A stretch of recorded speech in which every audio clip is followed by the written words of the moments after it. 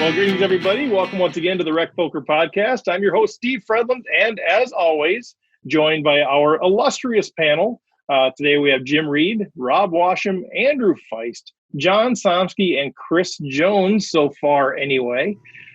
Thanks to our official sponsor, Running Aces Racetrack, Casino, and Hotel, and our other podcast sponsors, Learn Pro Poker and website AMP. This is episode 181, and today we are going to be joined by Andrew Brokos. But before we bring Andrew in, just real quick, make sure you go to rec.poker/resources. It's your one-stop shop for all of our partnership stuff. You know the drill. We got a million relationships. Go out there, check it out. All kinds of specials going on. One thing that we're highlighting this week is the Red Chip Poker guys. If you go out to RedChipPoker /RecPoker, use the code RecPoker, you'll get a free week of Core, which is their main training for players. So go check that out. So with that, we're going to welcome back in a good friend of RecPoker. Andrew Brokos is a professional poker player. He's a writer. He's a coach. And in addition to offering private poker coaching, Andrew is currently the host of the Thinking Poker podcast. He's an instructor with Red Chip Poker and Tournament Poker Edge. He writes regularly for 2+2 magazine. And of course, he's an author, because those of you who have been tracking with us know that we did the book study. So welcome back, Mr. Brokos. Thank you, guys. It's good to be among friends. Well, I wouldn't go that far. You said I was a great friend of the show. That was your word. Well, you're a friend of the show. Now, that's different than being among friends. See, it's a one-way street. You're a friend of the show, but that doesn't necessarily mean that we like you. No, because I need to borrow $20. All right. John Somsky will be right on top of that for you. No, we just love hanging out with you, man. And so we appreciate all you've done in partnership with the show. And obviously, we've studied the book. So welcome back, young man. Thank you. Thank you. So let's talk a little bit to start. And we got a panel deal, so people will be popping in and out of this thing. But I want to start. I'm mostly curious about, we're now we got the new book coming out. We'll talk about that a little bit. But you got the first book that you put out there. You've got Play Optimal Poker, and we studied it as a group. And I'm kind of curious, now that some time has passed, where are you at with sort of what surprised you about the book, either the reaction to it, questions people have had, any of that kind of stuff? Kind of how are you feeling about that first book now that we've had some time pass?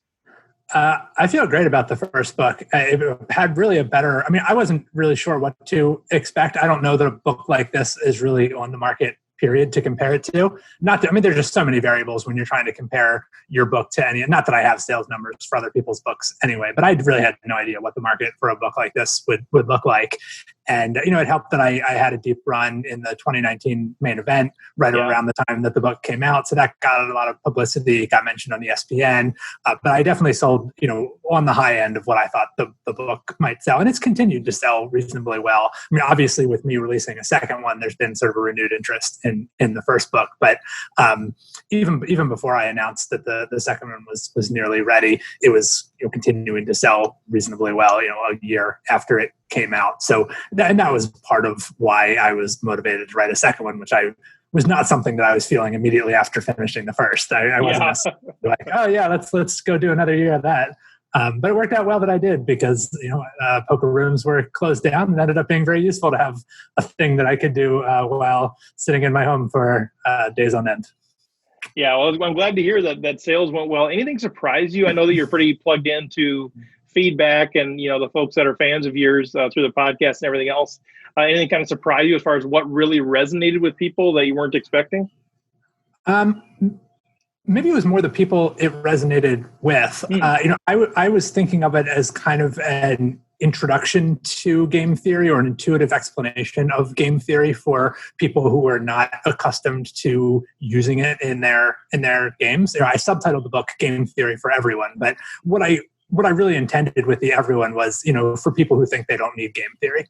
And what surprised me was the number of what we might call like name players, people who I sort of think of as peers more so than people that I'm like teaching poker to.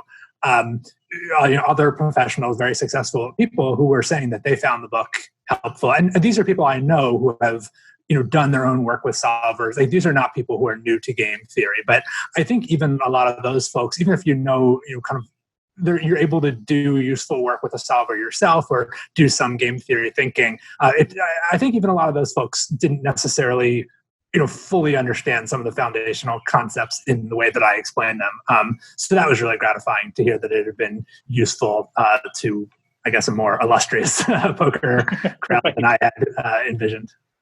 Yeah, it felt like, from reading it, it felt like it would span kind of that entire spectrum. I think there are people that are sort of like, yeah, even among the recreational players, I know what GTO is, blah, blah, blah, blah, blah. And then you start asking them or you start getting into it a little bit, and they're like, oh, wait, maybe I have no idea. And I think your book, capitalizes on that, as well as the people like us that are going, what is that GT? What now? Is that a kind of car, or what is that? Yeah, and I would also think that you had mentioned last time you were on here that the process of writing the book had crystallized some of your own information, and a few of the outcomes of it were not completely intuitive, and you found yourself even being slightly surprised by them. So I think it makes sense when you have someone who sums something up in a comprehensive manner, even if you basically understand it, you're still going to maybe walk away with a better higher level image or a few nuggets here and there. So, and really good book. Thank you. You certainly hope that when you write a book, but it's nice to see it, to get that confirmation that you actually did provide that folks. And I think this one in particular is it's really a primer in sort of creating ways to think about poker in that game theory optimal way. And I think once you start training your brain to do that, you just start seeing those applications more commonly than you might think ordinarily. And just when you're in other spots that you thought might be actually quite routine spots, now that you're sort of used to looking for the stuff that you think about when you're thinking about these GTO plays, all of a sudden you're seeing that it's more relevant than you thought. I think that's a big part of it too.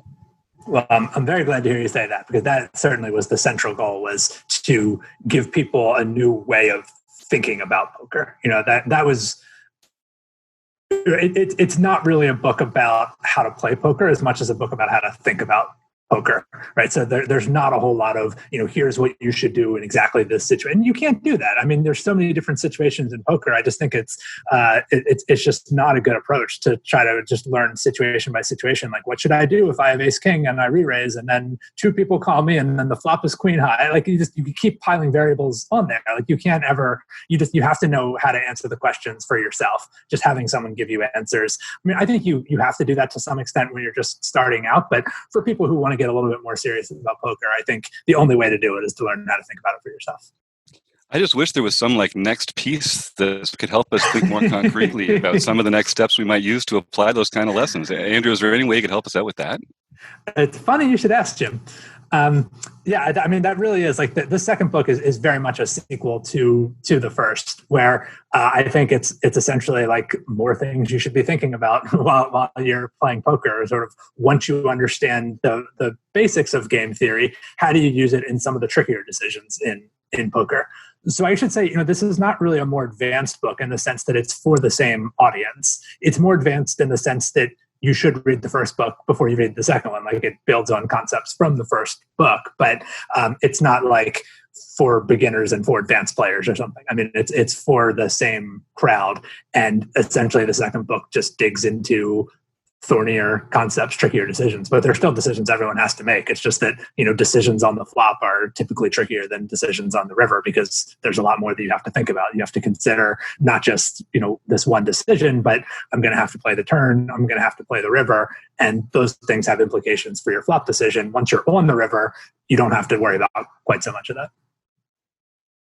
So did you go into writing the first book with sort of the intention of this is going to be a multi-volume sort of thing and it's just too much to put into one book? Or was this, after you wrote the first one? I would say that's a realization. Mm-hmm. Yeah, it was a realization about halfway through. So I drafted the first book, and then once I started going back through and saying, I was like, this is really started to feel like two books. And so I ended up sort of slicing it in half. And part of it was I wanted to make the first book approachable. I know that game theory is an intimidating enough concept for people that if I got into if I got too in depth into it, that was going to be a turnoff. So I decided to get a little less ambitious with what I was trying to do with the first book, and some of it was just a question of length and how much I could get done before the start of the WSOP, which is kind of the deadline that I wanted to have for getting the book out, and which I barely made, arguably did not make, but close enough. Well, you've got some time now before the WSOP. Well, yeah. I mean, for the book last year. Right. Yes. Yeah, and then I sliced the book in half, and I was thinking that this writing the second book would be a little bit easier because I already had a lot of material drafted. But once I started working on the second book and kind of got into it, I ended up having a slightly different vision. I decided to sort of focus it around the concept of range construction, and I didn't really end up using all that much of the material that I'd cut out of the first one. I made the job much harder on myself by trying to get a little broader with what I was doing with it. But I'm very happy with the outcome. I came away with a book that I'm proud of, that I think is going to be useful to people.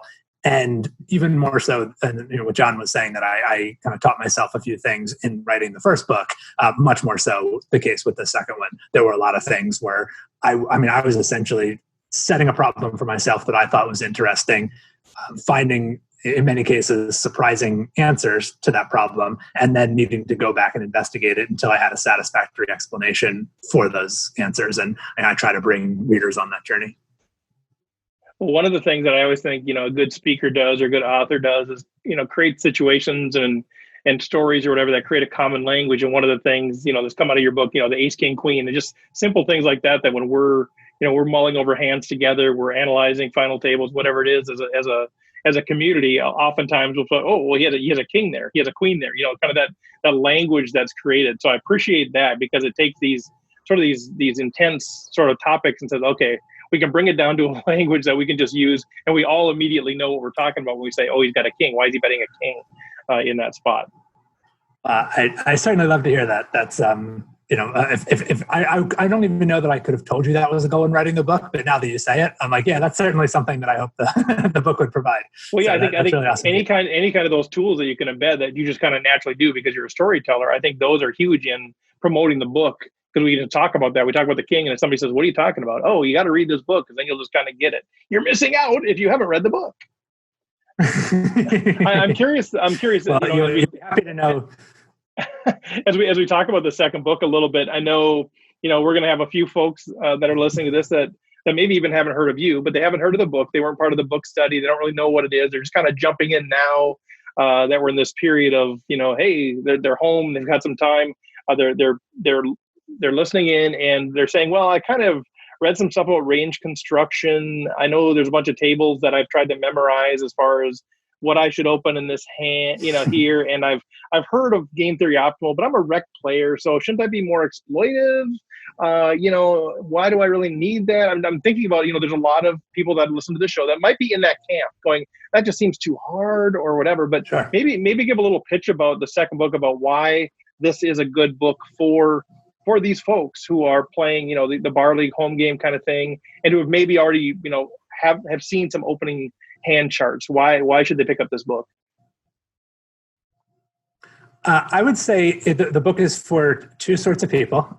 People who are curious about game theory and would like to know more about it, and also people who think that they don't need game theory, who have some of those thoughts of like, oh, I'm just playing in easy games, I don't need to worry about game theory.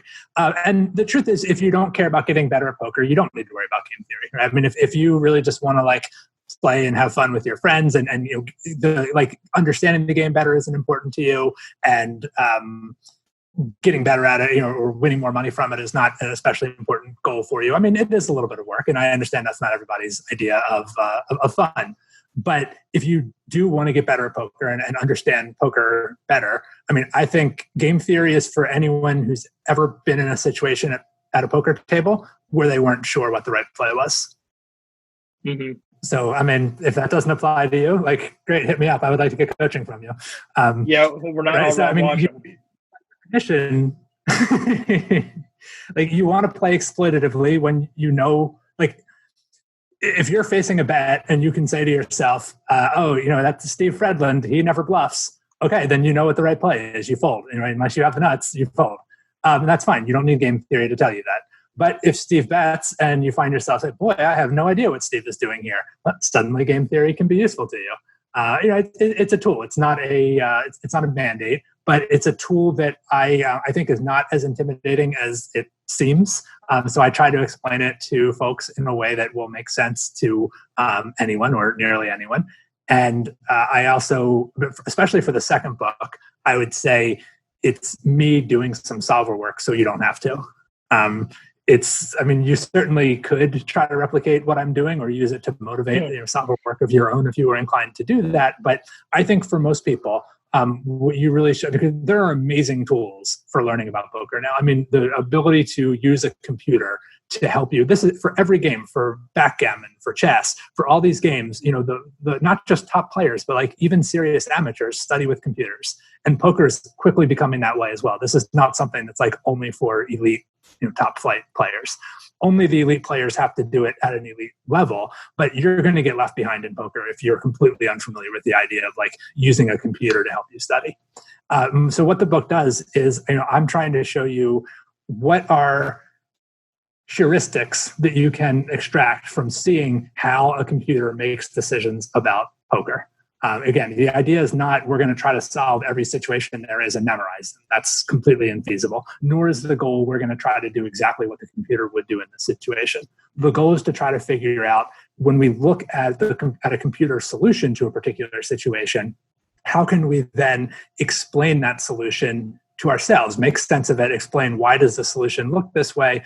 Often computers will do surprising things. You'll say that it's check raising with a hand that you never would have occurred to check raise. And it's useful then to pause and say, well, wait a minute, why is it doing that? And essentially the book finds a bunch of interesting questions like that, prompts you to think about them for yourself. And then I walk through how I think about them, how I would recommend that you think about them. And ultimately, what lessons can you take away from this? The situations in the book are not arbitrarily chosen. They're chosen to highlight important lessons that I think are useful in situations that come up all the time.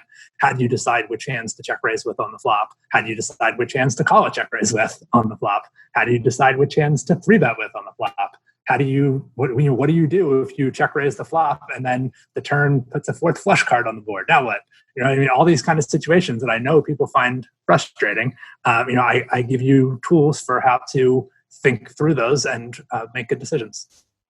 I love that. I feel in a little way you're sort of equipping people to be mean to me though, because let's say let's just take a John Sonsky, for example, who might check raise a flop, and I try to ask him, why did you do that? He just says, I'm playing optimally. He doesn't give me any answers. He can just say, I just been playing optimally. And then he doesn't have to actually be accountable for his actions. And it's very disappointing to me. It is absolutely my goal to train you to be mean to your opponents. And Steve Fredland in particular, since we're not friends. Yeah, that's right. That's right. I'll get that $20 in the mail tomorrow.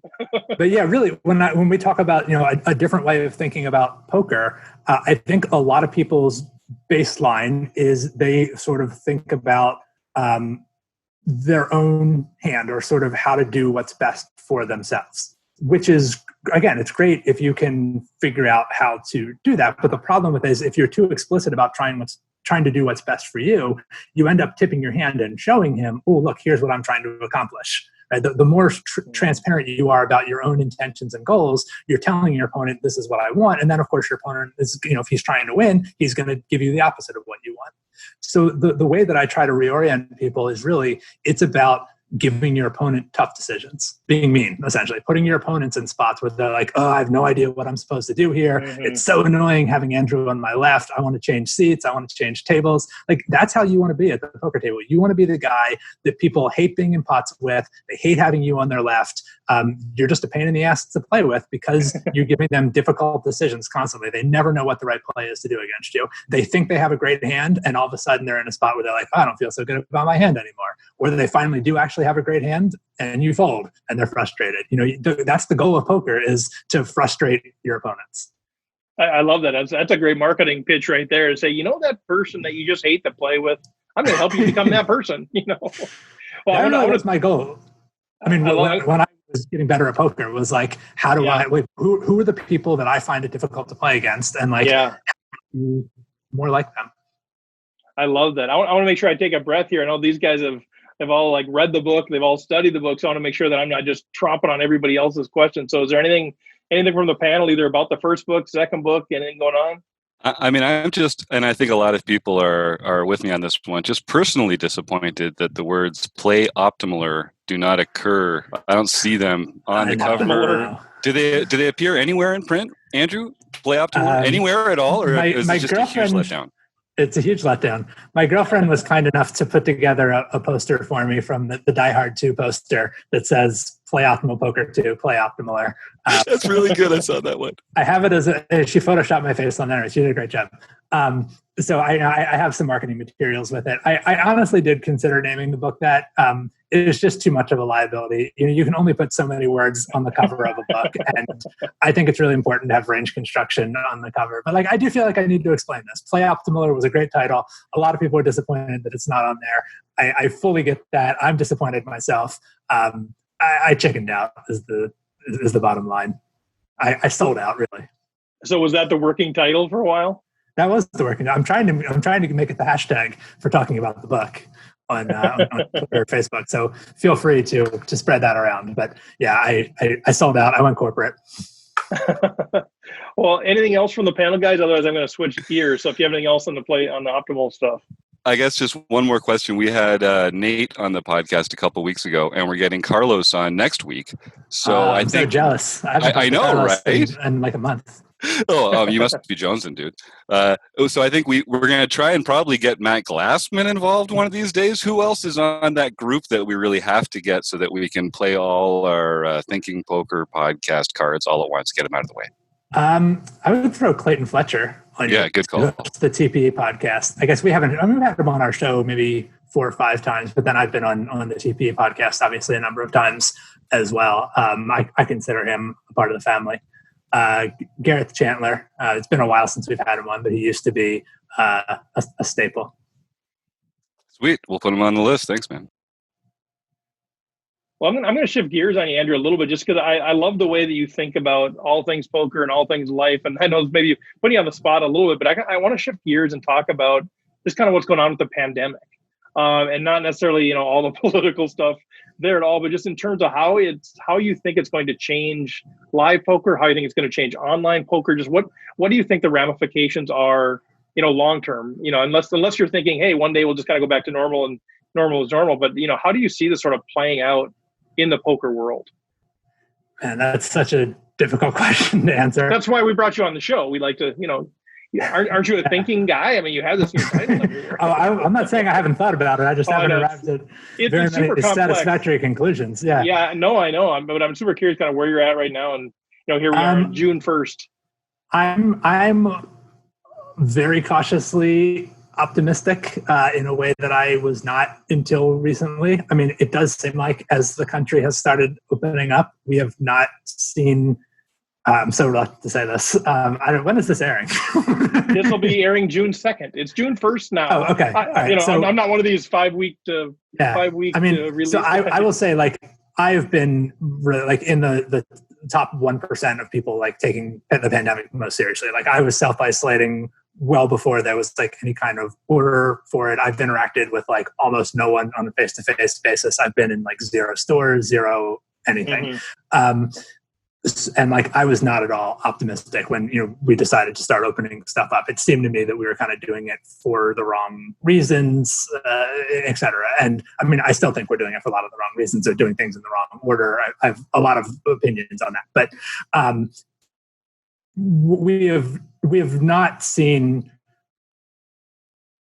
the spike that I thought we might have by now. And I don't think it's impossible that we might still, but I think that, literally as of this date, I am questioning a few of my priors, and that could, certainly change again, but it's starting to see, now that all of that said, I do think poker rooms are a particularly bad place.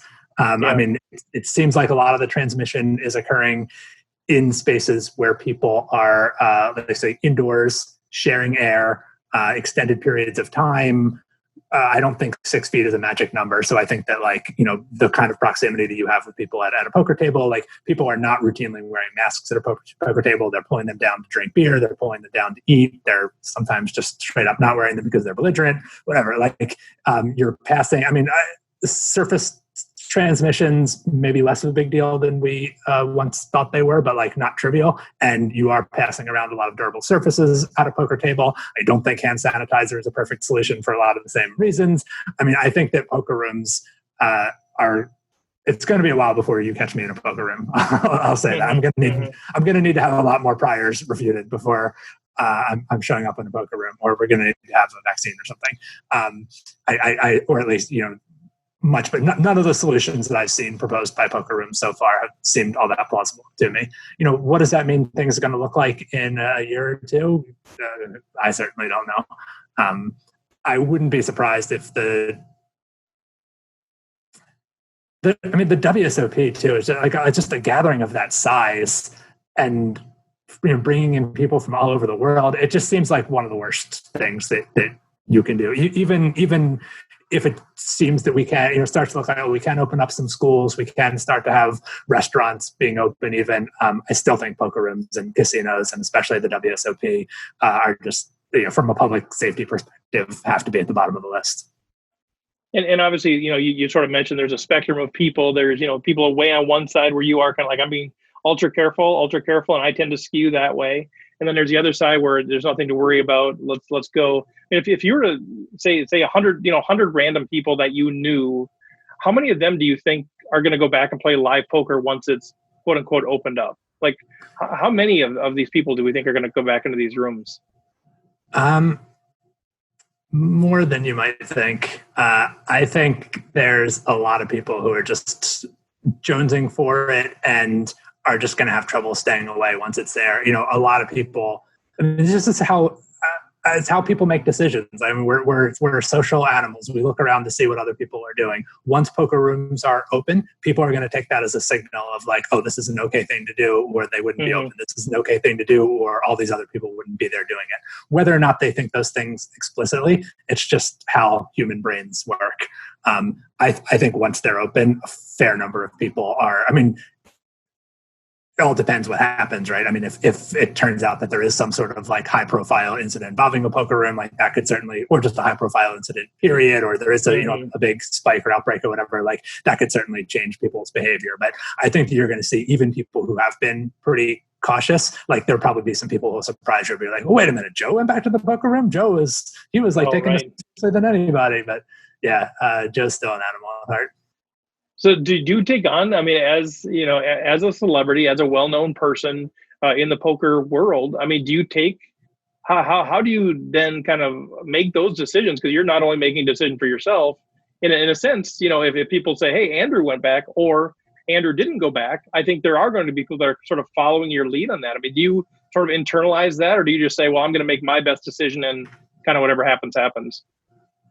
I think there's not a lot of tension between those things. I think that the best decision, if the best decision for me is to not go, then that's also setting a good example. I don't know that I would not go just for the sake of setting a good example, but I have been conscious of, I have, especially early on, before there was, maybe in February, before. So I heard about this first from Ed Miller, and this is maybe even in January. He was talking about what was happening in China, and that he didn't feel like people were taking it seriously enough.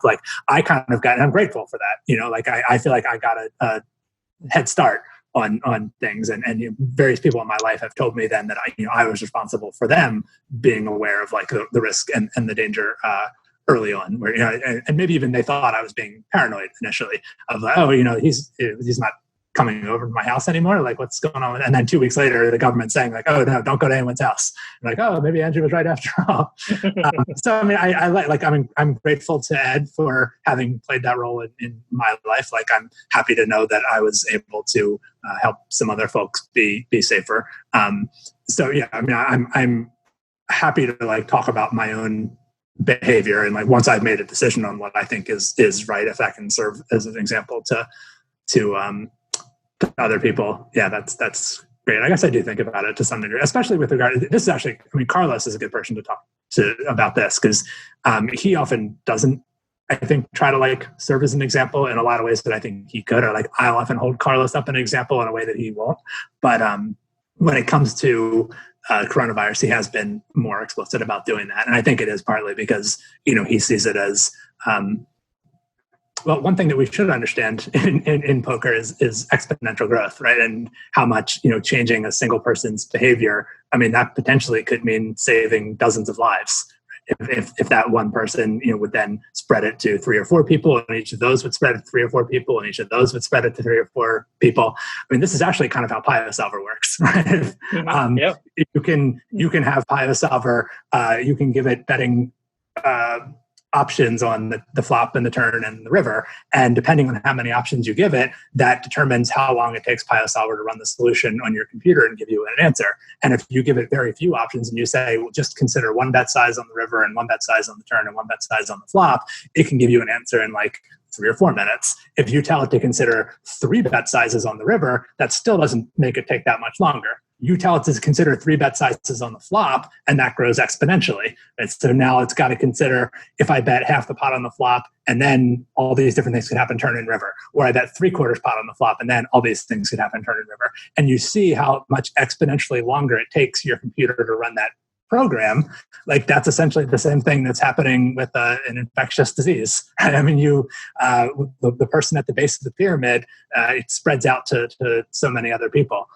So yeah, I do feel like, small changes in our behavior or small nudges to change other people's behavior, that's a context where they have, particularly large consequences. Yeah. I've got one more question about this, and then we'll come back. If these guys have any like poker strategy questions, I'm just so fascinated by how you think. So we'll do this, and we'll come back. If you guys have any strategy questions, we'll try to pick Andrew's brain. We have about 10 or 15 minutes left. But my question is sort of relating these two. So you've got play optimal poker. It's how do we think about poker in an optimal way using the Nash equilibriums and all the foundational elements of what optimal really means. And then you've sort of got this life stuff that we're talking about. And in a sense, I feel like someday you need to write the book, Live Optimal Lives or something like that. And sort of, that would be LOL. I like it. Right. LOL. Right. I know. Exactly. Let's bring it on. Let's bring it a new name. I'm sick of laugh out loud, which, by the way, my wife initially, when somebody sent me a text or something years and years ago, and they ended it LOL, and she thought it meant lots of love, and she got a little bit nervous. So we had to, laughing out loud.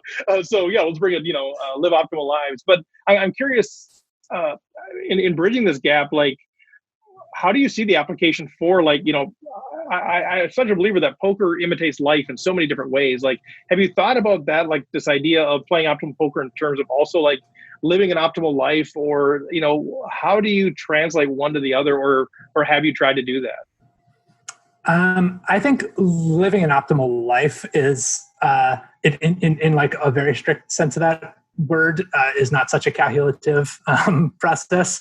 But I think there's more of like deciding what's important to you, which maybe the like poker stuff isn't quite so useful with. But I do think there's a lot of individual things. Like, I mean, basically anytime we're relating to other people and our goals are not 100% aligned with those, sometimes even actually if our goals are 100% aligned, but like game theory is, really the definition of game theory is essentially when we're making decisions where the outcomes of those decisions are in part dependent on decisions that other people make.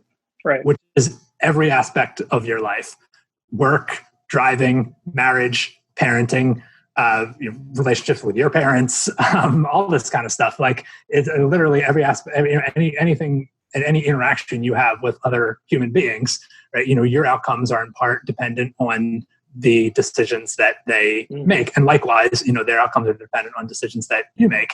And we're not always in a zero-sum relationship the way we are in a poker game, where it's like, well, anything that's good for me has to be bad for you.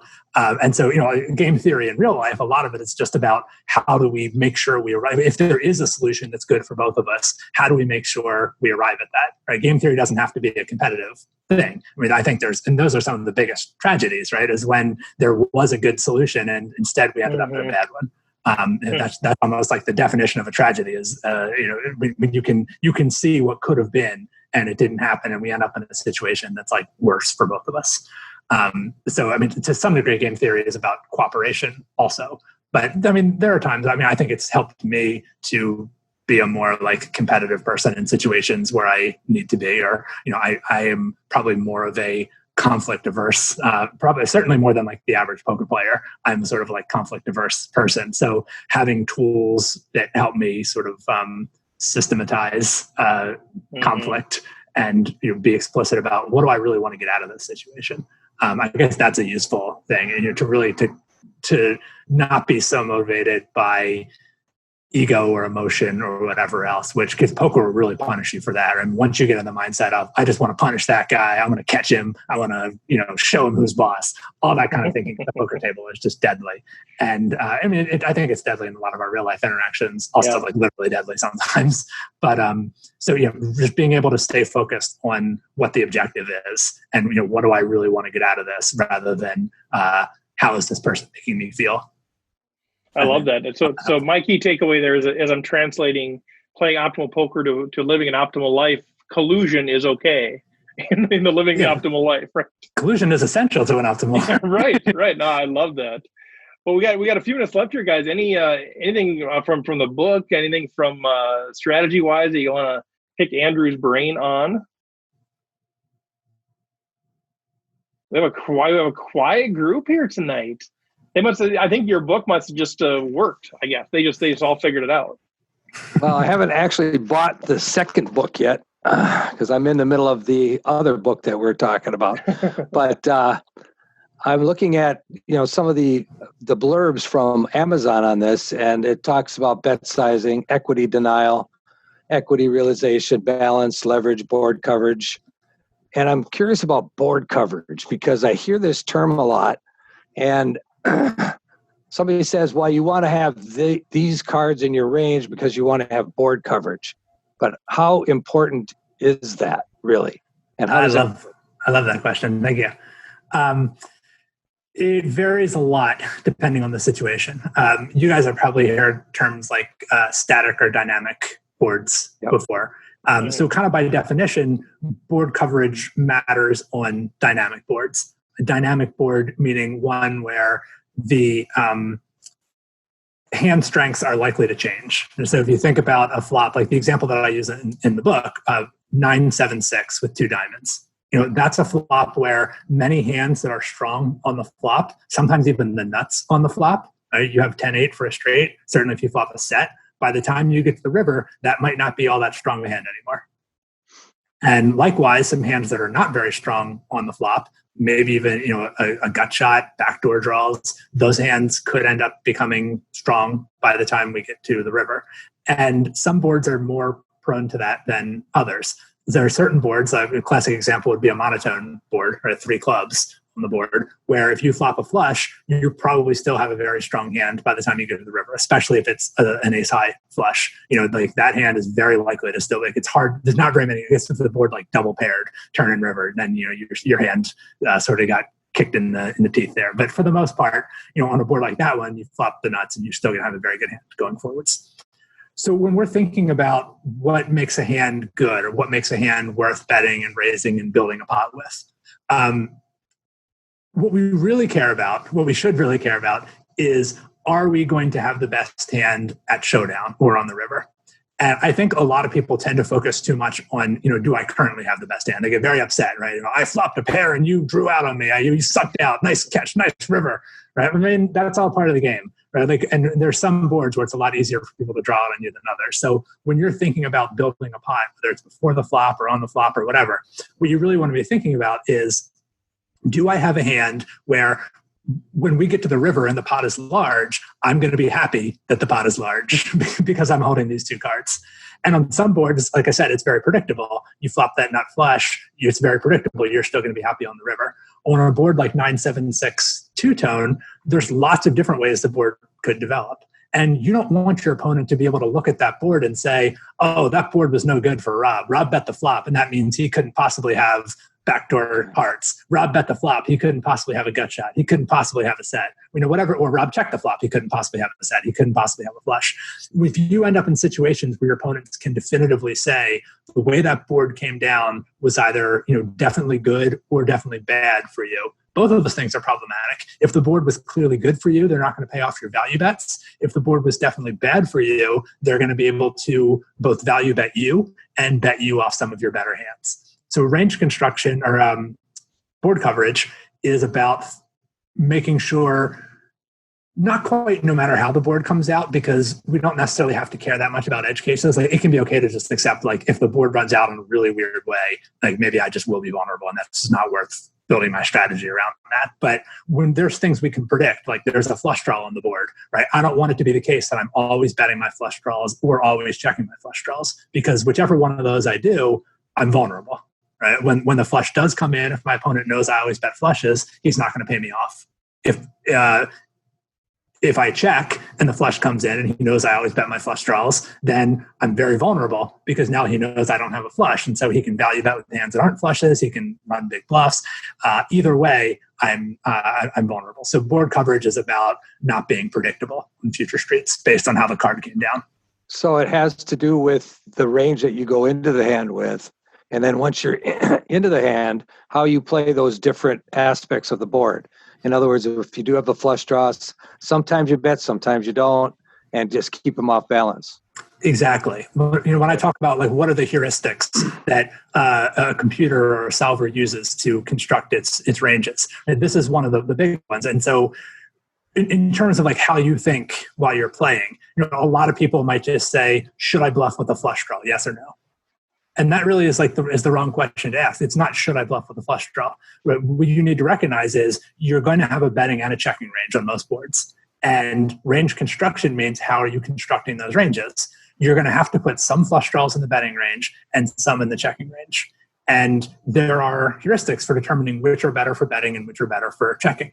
Generally, the more you care about fold equity, the more interested you are in betting. So often weaker flush draws are better for betting and stronger flush draws are better for checking. If you have the ace-high flush draw, you might have a little bit of a chance of just having the best hand unimproved. And so you have a little less interest in getting folds. And it doesn't mean that that's a bad hand to bet, but it's a good hand no matter what. The nut flush draw is just like a good hand.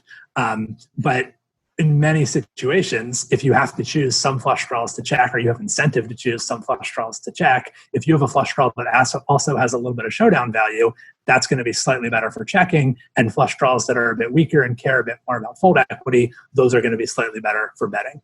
So that's the range construction way of looking at it, rather than saying, flush draws are good betting hands or flush draws are good checking hands. We're going to bet some, we're going to check some. How do we decide which is which? Fantastic. Thank you. Thank you. That was kind of my follow-up question, was with how you determine, when you have to have a mixed strategy, how you determine how to make that mixed. And you just kind of outlined that. But then how do you determine the frequencies? In other words, how much of your range should be the bluffing portion and how much of your range should be the checking portion? There's a lot on that in the book. So I introduced something called the range construction process. And the first thing that you're doing is assessing both your and your opponent's ranges, thinking about, given everything that's happened up to this point, which player is likely to have the equity advantage, meaning if we just looked at my range versus his range, which one would have more equity in an equity calculator? And also, which player is more likely to have the nuts advantage, meaning which player is more likely to have extremely strong hands. Often that's the same player. Extremely strong hands also have a lot of equity, but it doesn't have to be. Those are two questions that you're going to consider in looking at a board, and those are things that determine how much betting or checking you should do in that situation. So the one that most people are going to be familiar with, if you called a raise from the big blind, so a player in early position raises, you call that raise from the big blind. Almost regardless of the flop, the early position raiser is going to have a stronger range than you are. There are just reasons why he needs a pretty good hand to raise from under the gun, and you don't need such a good hand to call from the big blind. Or if you both are just sort of playing correct poker and following your incentives, his range is going to be stronger than yours on most flops. More often than not, he's going to have the nuts advantage, but there are some flops that can change that. So there are good reasons why we usually check to the pre-flop raiser. It's because your range is weaker than his. on some boards that are like better for you as the big blind, you have a little bit more incentive to do some check raising. On other boards where you don't have a nuts advantage, you're mostly going to be check calling. So what you're doing is you're assessing your ranges in light your and your opponent's range in light of the board, and you're establishing some defaults. You're saying to yourself, how often am I going to be betting in this situation? How often am I going to be checking? Is this a spot where I should be mostly betting or mostly checking? If I'm faced with a bet, should I be mostly folding, mostly calling, mostly raising? And I give you some tools for how to answer those questions. The exact frequencies, I don't think you need to worry about. Like, I don't think the difference between I'm supposed to be raising 73% of the time here, but I raise 76%. Oh no, exploitable. Like, that's not, I don't think that part is important. I think getting the broad strokes right is correct. And I think people do get themselves into a lot of trouble when they come out betting in a situation where they really have no incentive to have a betting range, right? That's like a red flag. If I know this is a spot where a solver would never bet and you're betting, I can often predict what kind of hand you have and find some really good exploits for it. That's like a big mistake that I see a lot of, when I talk about that, making that mindset shift from thinking just about what I want to accomplish with my hand versus how am I going to make my opponent's life difficult. That's one of the big ones that I see. You checked and called the flop, you checked and called the turn, the river was a blank, and suddenly you come out betting. This is not a situation really where you're supposed to do any betting at all.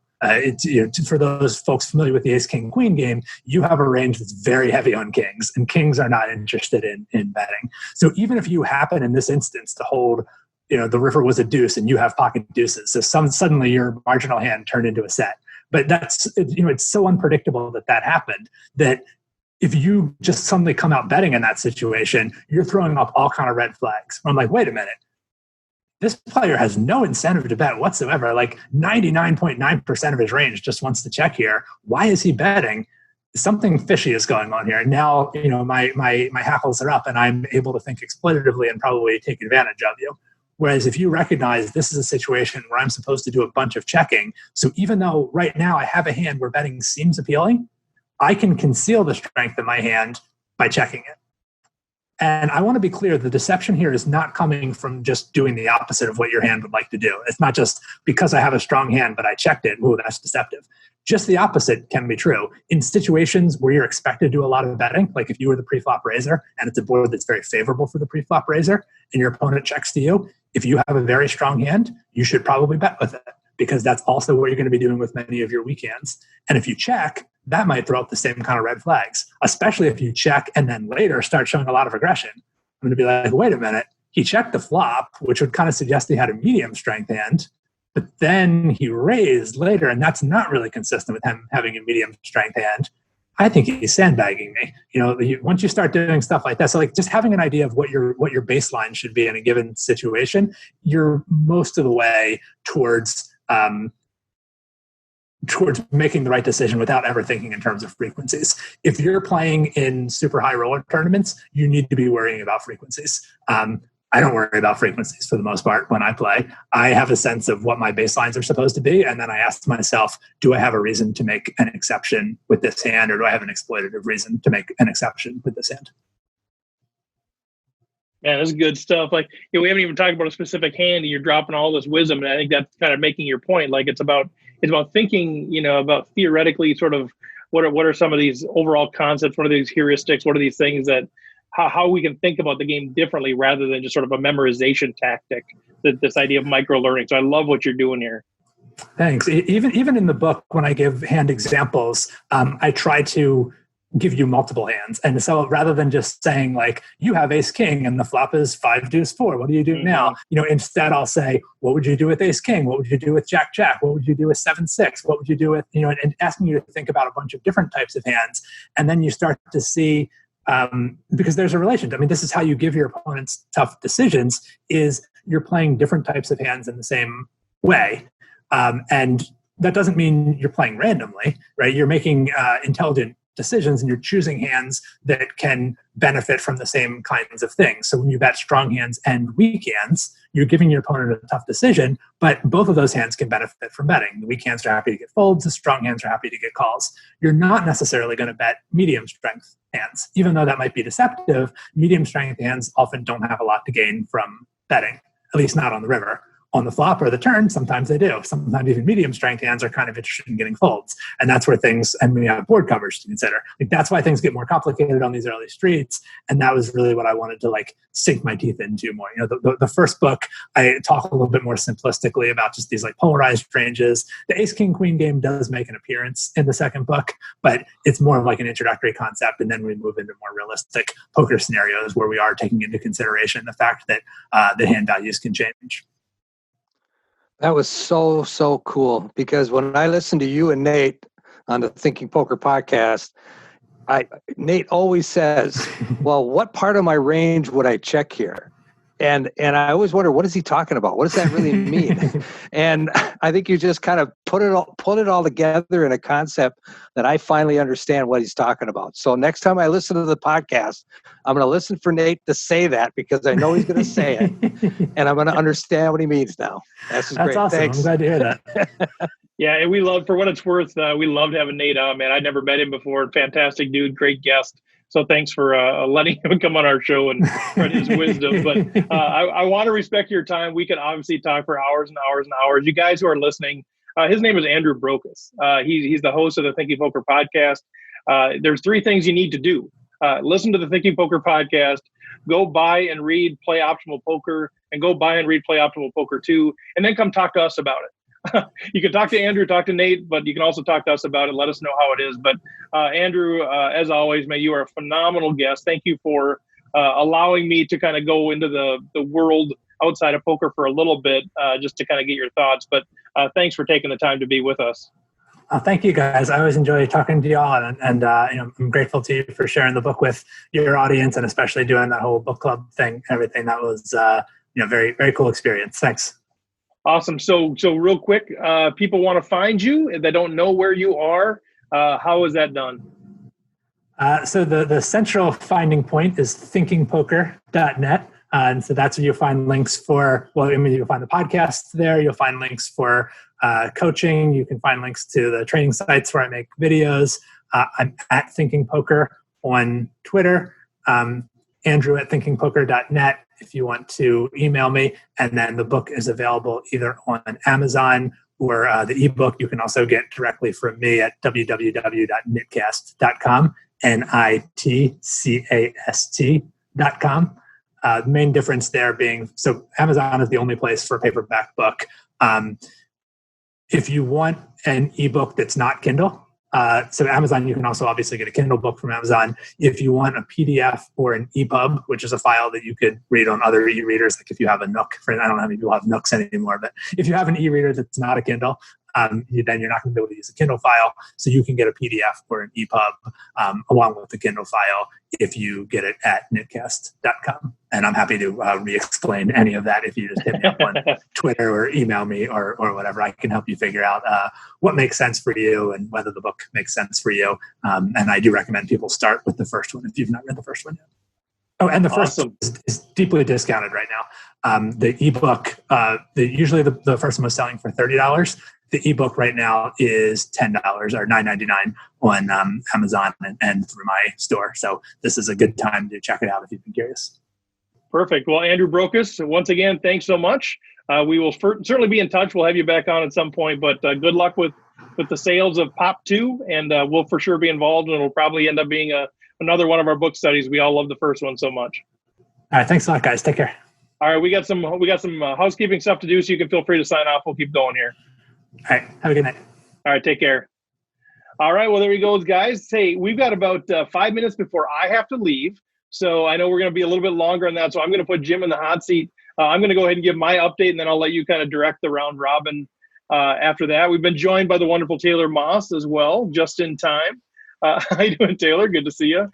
So I'll give my update, and then you guys can do the round robin thing. I'll just keep it recording. You guys have fun with it. But so my update, real quick, Taylor just jumped on, but one thing I just wanted to mention is we had like a dozen people jump on Saturday, and probably like 15, I guess, kind of coming in and out. We did our virtual rail for Taylor. I know it wasn't quite the result that Taylor was looking for, but man, we had so much fun just railing and being community and doing that. So if you guys out there are like, have a big thing coming on, you're going to be streaming it, let us know. And we'll also let you know about these other things that we're privy to. And we'll do more of those Zoom things. So I think people just really, really enjoyed hanging out and kind of breaking down hands and wondering what Taylor had in different spots and that sort of thing. So thanks for you guys who jumped on there. Super fun. We also, reminder, we have our next Play and Hang coming up in June. Jim, I forget the date, but what we're going to be doing with that is we're going to be opening that up as a drawing for folks that have played in the home game. You'll be invited to come and join me. We'll play a one-table thing, and we'll have some pros stop by and say hi. Jim, do you have the date on that by any chance? It's the third. It's always going to be the third Wednesday of the month. That'll make it nice and easy to remember. I'm not sure what the calendar 17th. Date is that day. I can do the math. I can't remember third Wednesday, but I can calculate third Wednesday. There you go. Between us, we're a hell of a team. That's why we're a good team, right? So we'll let you know on that deal. And then the last thing is just the merchandise has been updated on a rec.poker/merchandise. So we do monthly orders on that stuff. Go check it out. We got all kinds of stuff. People have been begging for the last year for, can we have zip-up hoodies? Can we have long-sleeve shirts? Can we have crew necks? Can we have different colors? Can we have embroidered names? That's all available now. And so it's out there now, and it's going to be a big part of the new website as well. So if you have any questions on that, reach out to me, and we'll get you all geared up for rec.poker going forward. So with that, I'm going to sign off. Thanks, everybody. These guys will take from here. Right on. Steve always makes this look so easy, but it's actually really hard. I'm going to come in here and muck it up, but thanks, Steve, for the handoff. Yeah, it is so exciting. It's June 1st. On a personal note, that's a birthday month for me. So I'm just saying, if anyone wants to send any cards or cases of Grolsch, there's an occasion coming up that makes it well worth it. It's like $100 to send stuff to Canada, so just forget that. I'm never sending you anything again, my friend. Well, we'll see. I'm planning on winning one of those silver pins. You're going to have to get that in the envelope one of these days. And now I'm gone. You just have to stick around for one last little ribbing. That's so classic, Steve. And yeah, Steve, your mic is still on, so get those sarcastic comments. Yeah, there he goes. Speaking of mics being on, John, I don't know if you want to get us started talking about the next slate of home games and what's coming up on that front. Sure. Our No Limit Hold'em series is going to be playing on June 3rd, the first Wednesday of the month. And June 10th is our mixed game series, and it's going to be Badoogie this month. And there is a training video available. If you go to the RecPoker home game page, you'll be able to see that there. And we also have our Tournament of Champions. So if you won a social distancing series during the month of May, on June 8th, you will be able to play in the Tournament of Champions. There are 22 players that have are eligible for that, 2 of which are on this podcast right now, Rob and myself. Sure. So, Jim, you just didn't qualify this month. It's you know what? Even last night, it was the last night possible, and I got away to third, and I got taken out on a kicker issue. I had kicker problems, and that was enough. So we didn't get the win for Canada. And guys, I know, John, we just like to interrupt you as kind of part of the bit here, interrupting you, turning your mic off. It's we have fun. We were talking about what to do about this whole bet thing, and I'm glad that Steve's gone, because he technically is committed by the standards of the bet. He's technically committed to doing the singing on the strip thing because our friend from Mexico won that game. But the asterisk just doesn't feel right. It doesn't feel very Canadian, and it doesn't feel very rec poker to be pressing the case on an asterisk like that. So what do you guys think? We talked about, should we make him sing on the asterisk, or should we sort of treat May as like a push, like a little tie, and open up June as like an overtime period, go into extra innings? Now we've had some international support, and see if we can actually get a Canadian win to erase the asterisk and proceed. Or we should just make him do it anyway. What do you guys think? I can't vote. Steve can't vote. What do you guys think? So originally he just said international winner. So that's right. That's right. At the time, there was very few international players other than Canadians. I know we had one guy from the UK that would play occasionally. And then all of a sudden we get a guy from Mexico comes in. A ringer. A ringer. Probably the second time he's played, and he ends up winning it, right? That's so great. I know, it's great. He really helped. I don't know. If you look at the pure numbers of international players to USA players, it's like less than 10%.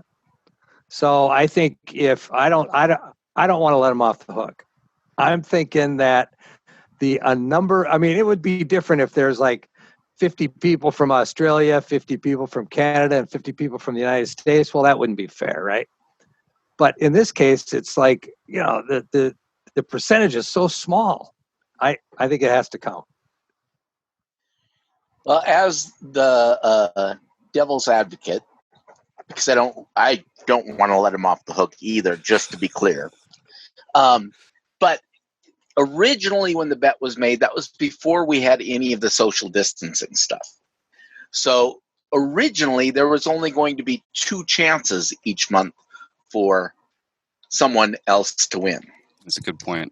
And it was, now Steve did later say, well, okay, the social distancing stuff is still going to count.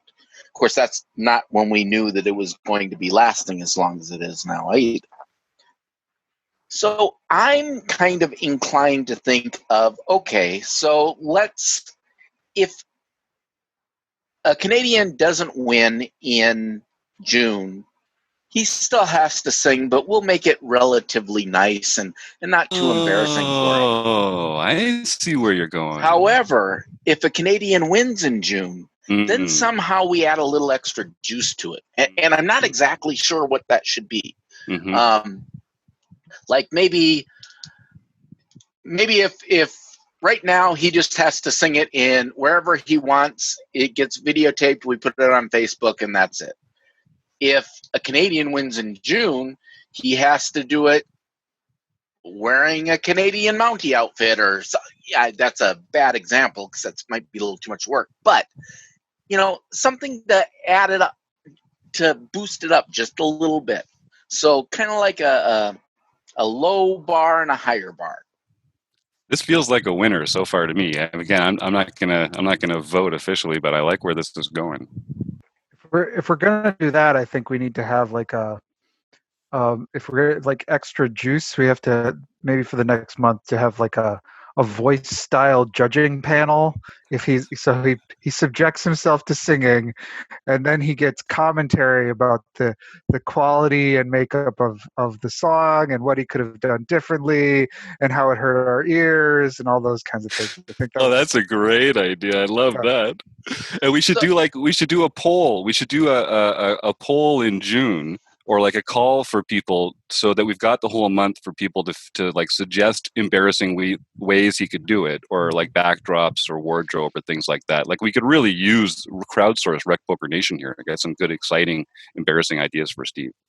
Would it hurt the podcast too much if for the bad scenario, we make him just air that on the podcast, that, his rendition of Oh Canada just has to be in the RecPoker podcast, not on social media, but for everyone to hear if they want to listen to his podcast. I like that. I think we should probably do that either way. Yeah. But we'll do it at the end. He won't have to do it live on the podcast. Right. It'll be fair. Pre-recorded, and we'll just tack it on to the end. Yeah. But or the beginning. I don't know about the end. Or the beginning. Well, yeah. Or it's like the anthem. You got to sing it before the event. Yeah, and that is the main thing that most people will want to listen to on that podcast. So you're probably right. Okay, well, what do you think, guys? There's Rob, John, Chris, and Taylor. I think can all cast a vote here. I can't do it according to hands because half y'all have your screens turned off. But all in favor of the proposal? Aye. All right. Okay, Steve, this will be fun for you to notice when you go through and have to edit this up later, but we've upped the ante, bud. I like agreeing to things when Steve's gone. This is great. We should do this more often. Yeah. I think we should find out everything that Steve should do when he's gone. That makes a lot of sense. That's great. I think. All right, so back to the Tournament of Champions. That's going to be on Monday, June 8th. So make sure you get signed up. We still have 10 players who need to register for the poker club. It's a different poker club than our nightly tournament. Those of you who played in last month, some of you may have noticed that you got suspended from the club. It's not because you did anything wrong. It's just only if you qualified this month are you still a member in the club fully there. If you qualified the next month, I'll reinstate you, and then you can play from there. Then we've also got our social distancing series. So we have the winners this last week are Red Devil MN, Guarav Aurora. I think that's his 4th win. ZGRT 1110, Raul won. Illy Chippies, Jill Burke won. Power Cookies, Dan Bloom won. I think that's also his 4th win. Hawsy 8 won, Michael Hawes. That's at least his 2nd. Captain Walleye, Rob Ansem. That's another one who's won multiple times. And Keck Geek, Jacob K. That's Keck Geek's 1st one, and you need to contact Steve with your contact information so he can mail you out your bronze pin that you won for that. Again, if this is your 2nd social distancing series win for the year, you only get 1 bronze pin for the year for social distancing series. So, but you do get to count all of the wins that you have, and you still get to brag about that. So. And there's that silver pin for that. That silver pin is going to be quite a challenge, I think, because you only get a monthly opportunity to win one. So there's only going to be so many, and the people that you're competing against have all won a nightly tournament to be in that pool. So it's a real tough spot.